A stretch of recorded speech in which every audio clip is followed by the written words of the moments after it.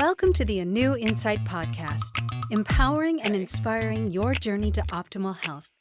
Hosted by Dr. Supatra Tovar, clinical psychologist, registered dietitian, fitness expert, and author of Deprogram Diet Culture. Rethink your relationship with food, heal your mind, and live a diet-free life. I follow my guests' journey to optimal health, providing you with the keys to unlock your own wellness path. Tune in and evolve with us. Hello and welcome.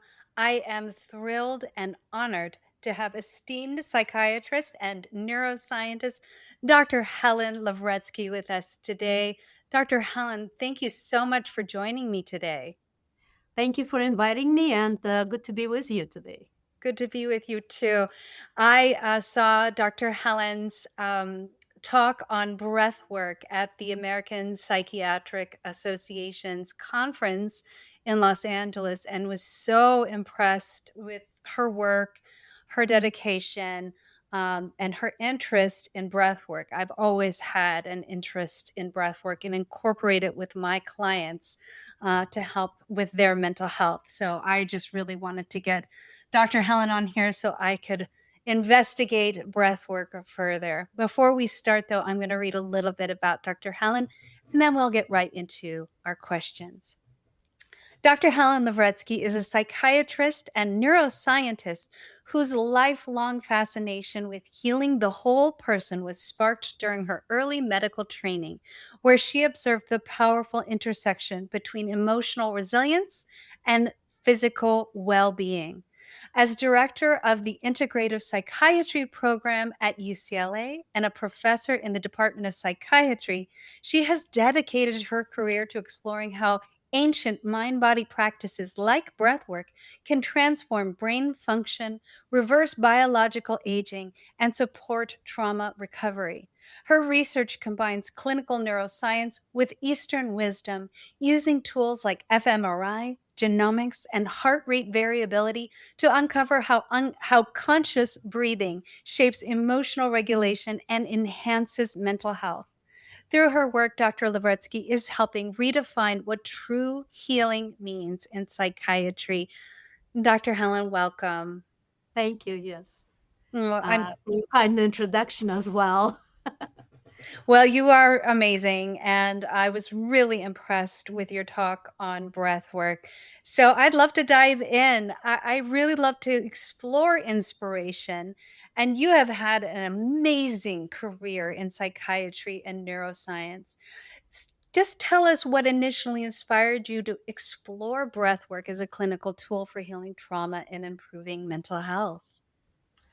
Right. So it was all through my own experience with yoga. And I knew nothing about yoga until I needed it as a tool to cope with my stress, the amount of stress that I was under due to my career pressures and also family and raising a son, coming from all angles and taking care of my parents. And I had no reliable tools to turn to in my life. I was searching what would I need to cope with all of this. And finally, during a family vacation, I encountered a teacher who taught Kundalini yoga on the beach. And this was on the island of Lanai in Hawaii. And it was like completely breathtaking, combination of this very flowy, breathy, meditative yoga and the setting in a lagoon that was completely devoid of people, like just a few of us on the beach. And when I returned to Los Angeles, I was totally determined to find another way to study it. And I found it in my then gym. And it was at 4:00 on Saturday, but I went for the next year very intensively, but only 3 of us attended it. And the class was eventually canceled. And then I found a Kundalini yoga studio, more like a yoga center or mindful practices center, and that became my home for the next 15 years.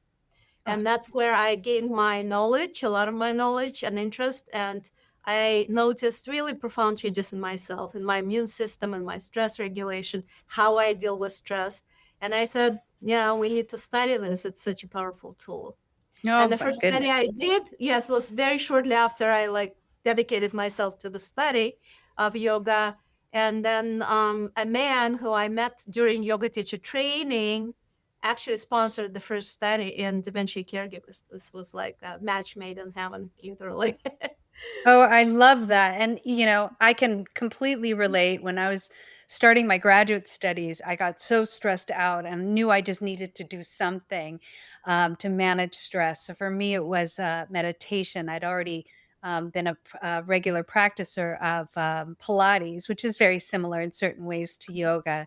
And it is a mind body exercise that utilizes the breath. And that was life changing for me. So I would love to know how that, I mean, you were saying that that person helped to mold and shape that study. Give me a picture of how you started to then study scientifically the use of breath work in healing. So that first study in dementia caregivers was a very pivotal study for my career. It really resulted in a dramatic, I call it, I did a 720, like they say, yeah, I did a 180 when they change direction. I did a 720. It was like this, completely unpredictable from how I started and where I was, change in career direction completely. And then for the next, now almost 20 years, I remade myself in a different way. So it gained multiple new expertise that is now very handy. So at the time when I started, it was still a woo-woo kind of area. It was not regarded like a very a lucrative way to engage in terms of your career goals. In fact, I felt like I was put in the corner, labeled like a strange person. and then shortly after, I became very successful getting grants, and so they stopped questioning that direction. And also, my findings supported, the whole person health effects of mind-body practice. It's not just your lungs or your heart; it's all of you. It's your brain, it's your immune system, it's your aging, that are responsive to all of these mind body practices, and breath included. Most of these practices include breath as like a key element. Like I study Tai Chi or Qigong or yoga, and all of this have commonalities, common practices.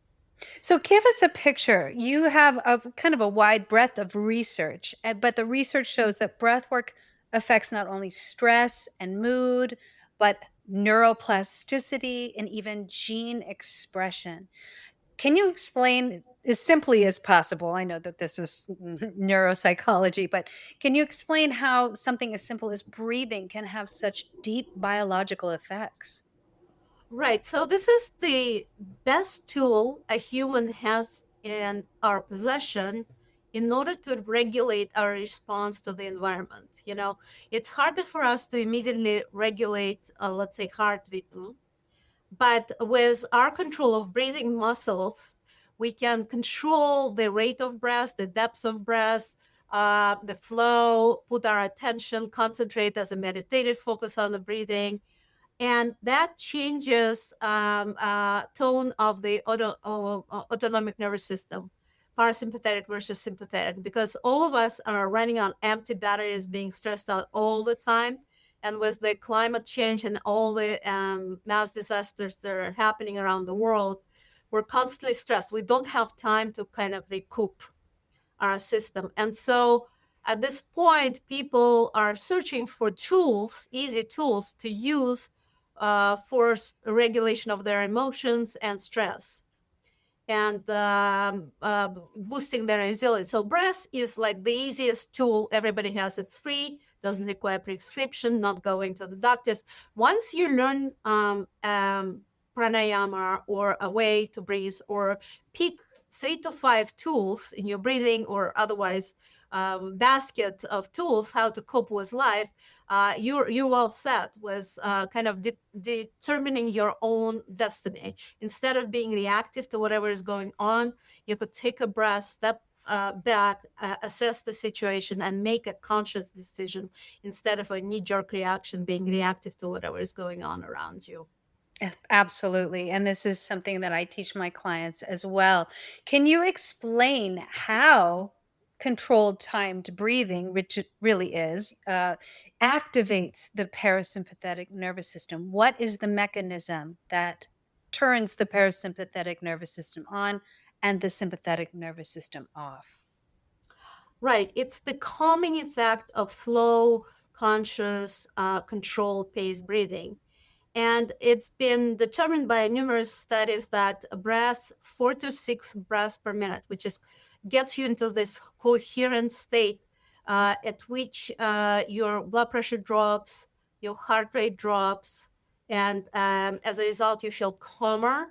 Yeah, also, you saw in my presentation at the AP that most recent research showed that all of the organelle structures in the brain are engaged in this breathing rhythm. Once you start telling your body, slow down, breathe slowly and deeply, close your eyes, feel calm, the calm descends on the body and the brain and the mind. And it's a big stop sign. When parasympathetic or vagus system are activated, it's a slow down time.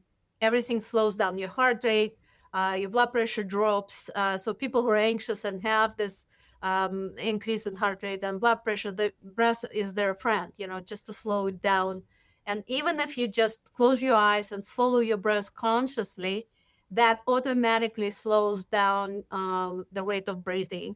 And the normal rate is between 12 to 16, 8 to 16 breaths per minute. Anxious people have a higher rate of breathing. So if you slow it to 4 to 6 breaths per minute, it really, tells your body, calm down, slow down. So let me, if I'm getting this right, the slow controlled breathing then sends a signal up into your brain. Your brain synchronizes with the breath, and then it sends a signal to the rest of the body to activate this parasympathetic nervous system. Is that through the vagus nerve? Is that how the communication happens? Well, there are multiple systems involved in stress response. It's immune system, it's hormonal system. And so, yes, central system sort of regulating all of these processes, but they work in unison. So once you start calming down, the cortisol levels drop, adrenergic hormones that stimulate blood pressure, like the increased hypertension, also drop, bioreflex. So it's multiple system response. It's not just brain or your lungs. It's also heart. It's immune system. And what of this deceleration in my research shows it immediately. This pattern of behavior, especially if sustained, if it becomes your default mode, tells the immune system to restructure and decrease inflammation. And so that's what we see in gene expression. So the change in gene expression or epigenetics is informed by your choices in life, your behavior, how you prefer to approach life, by your consciousness. So the consciousness dictates changes in genetics. Hmm. You know, That's so amazing. Can you go into that a little bit more? And just for people who have never really heard of that, epigenetics is, a lot of people think that, oh, I was born with, this set of genes, and so I am destined to get cancer or whatever it is. And what we're seeing in science is that that's not true. You need a set of factors to turn that gene expression on.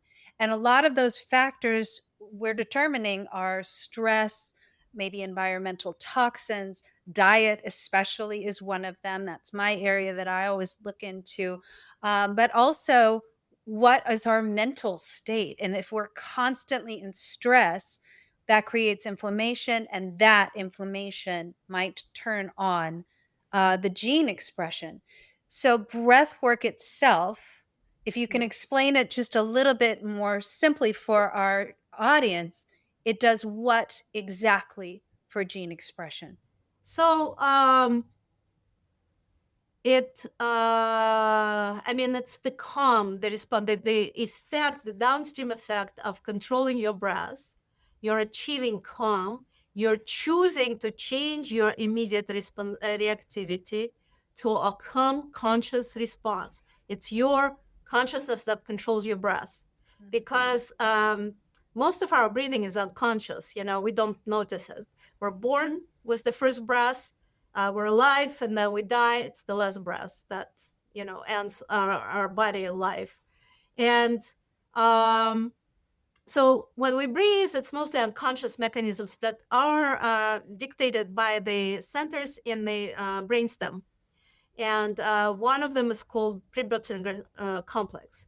There are close centers in the brainstem. That vagal nerve is close, has a nuclei next to breathing center. But then they go up in the brain, and they are connecting to locus ceruleus that is controlling noradrenergic input or stress response, and amygdala that is a fear center. And we're all in fear. In fact, all of the media wants us to be in fear. It's fear-driven society. So amygdala is what's lit up all of the time. The breathing pattern from the bottom up go to amygdala, but also to the centers in the frontal lobe that also talk to the lower structures. And that's what this talk from bottom up and top down are what's coming the amygdala is in fear. And Mhm. that amygdala prepares us to run from a bear, or a lion. That is an evolutionary response when we encounter danger. But we have lions and bears and earthquakes and tsunamis every day, basically, something happens. What is being amplified is by media and social media, television and social media, is that do you hear any good news?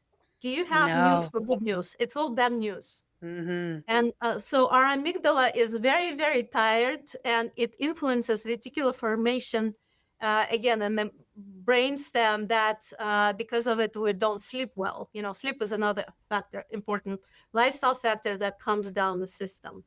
So the one thing that I try to do, and of course there are breathing practices for sleep. And the first thing I try to do with my patients, the first achievement is to regulate their sleep. And I work with long COVID now. That really results with the 98% percent of people not sleeping due to increased inflammation and stress of dealing with long COVID. So the first thing that I spend 50% of my time trying to get them to sleep and teach them breathing techniques and whatever mind body practices that help calm down the body, this reactivity to all the negative input from outside, and create this internal inward focus, which focusing on breathing would get you to, you focus on yourself, on your body function, breathing. It's called interception. uh, Mhm. Paying attention to all the stimuli that are happening in your body. So you tune out all that is outside, which is not pleasant most of the time. And you just pay attention, close your eyes, and pay attention to your breath or your heart rate, or what's happening to your internal bodies. Like you can talk to your liver or your bladder or your kidneys and establish this mind body connection. It's turning inward rather than paying attention to what's outside. Oh, I love this more than anything. This is what I really try to incorporate with all of my clients, especially people who have a difficulty with eating, because oftentimes they're just dissociated from their bodies. They're completely maybe up in their heads, but they are not connected with the body. And I love that you talk about, the mind body connection. My question to you is, even if you learn all of these breathwork techniques, is it as effective if you're not working on what's going on in your mind? Do you need to coordinate the two? We live in this fear centered world. Does working on those thoughts while also working on the breath create more effective change in the body? Um, so if you're talking about dealing with stress and trauma, or any kind of psychiatric disorders, even depression or anxiety or insomnia or anything else, breath could be a very potent ally. Like it's a tool for you. It's not a drug. You don't need a prescription. Once you learn a few types of breaths that do something for you, you could use it to regulate your body function so that you feel more empowered in controlling your life and your destiny. Absolutely. Definitely. So, in Yeah. combination, it can be really helpful, but even on its own, even if you don't work on what's happening in your mind, if you were to focus on the breath, you would still see a lot of positive effects, correct? Well, when you're calm, your mind is not as disordered, like you don't have to be in panic. If you're Mhm. bring yourself net, and the breathing is what brings the calm. Mhm. Our mind, you have to train your mind though, so it doesn't make sense not to pay attention or not to use breath to train your mind. Mhm. And that's a tool, and that's why I'm saying, it's a tool. You Mhm. don't use it once or twice, use it constantly. So all of the studies establish if you do it for a while, it does change patterns in your brain. You're Mhm. not as reactive. Like in the first study of caregivers, we only asked them to do 11-minute practice chanting meditation called Kirtan Kriya. And we measured everything that happened to them, like in the brain. We did fMRI, we did PET scan, we did gene expression. This was the first study that did measured telomerase in humans, and the second Mhm. study measuring gene expression. All of the systems really changed. And this was a big revelation because none of it was known before that study. But also on something that we didn't measure, caregivers gain this knowledge. I have 15 minutes to myself. I have this practice. I can do it for myself instead of taking care of everybody else. And then after the study was over, which was only 8 weeks, they said, I have to continue this practice in order to benefit from it. They learned the lesson. I have to take time to take care of myself. Otherwise, I'll be sick and I'll die before my relatives with dementia. And that it commonly happens. So caregivers have 60% higher mortality than their peers who are not caregivers.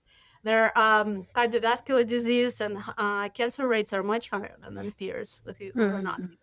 So we see it very commonly that these people who are very, very stressed die earlier, and stress does promote senescence or aging. And this practices reverse cellular aging, and we've shown it with telomerase, and others have shown it with telomere lengths and Go uh, into that just a little bit more. I think a lot of people are really interested in longevity and really I think understand telomerase itself. Give us a picture of that and why breath work actually did it increase the telomerase length no, itself? telomerase is Or an correct. enzyme that takes care of telomere lengths. Since then, we've developed all sorts of other indices of aging, biological aging or cellular aging, like DNA clocks, aging clocks. And we do that now. Gene expression also tells a very nice story of restructuring of genes to promote to decrease inflammation, but also promote antiviral effects, protection against viruses, and promote neuroplasticity. So there are certain genes that are responsible for this action in the body, and they get activated. So they're mostly protective, but also they ensure your evolution, like anti-aging, they reverse biological aging, and they can promote health, or brain health, overall health. Oh my goodness. So to sum it up for people, and I did get it wrong, it's telomere length, not telomerase. Telomerase is the enzyme that activates it. Mhm. Is telomere length determines essentially your aging. And as we age with more and more inflammation and stress, when we're constantly in stress, the length of telomeres gets shorter and shorter. But you can do a lot of things to actually reverse that or even increase your telomere length. And a lot of that is involving, reducing your stress greatly, working on your physical and your mental health. And your physical health can be through exercise, what we're eating, and what they show also that eating a whole food, plant-based diet helps to increase your telomere length and reverse your biological aging. So breathing alone, breathing, you guys, just breathing, free breathing can actually help you live longer and reduce your biological age. I want to just really emphasize that because that's simple and it's free. It doesn't involve any medication. It's something that you can practice regularly and it feels amazing. So, Dr. Lavretsky, we're out of time for this half of this podcast, but I want to get into types of breathing exercises in the next half of this episode. Would you be willing to model some breathing for us so that our listeners can take away some really powerful tools to help their health? Yes, of course. Yay. Okay, everyone. Thank you so much for joining us. You have to come back for the second half of this episode because we have a premier psychiatrist and neuroscientist helping us with natural, free ways to increase our health and increase our longevity. Dr. Helen Lavretsky will be right back with you. Thanks for tuning into the ANEW Insight Podcast. Please remember, the content shared on this podcast is for entertainment purposes only and does not constitute medical advice. You can find us anywhere podcasts are streaming, on YouTube at my.anew.insight and at anew-insight.com under the ANEW Insight Podcast tab.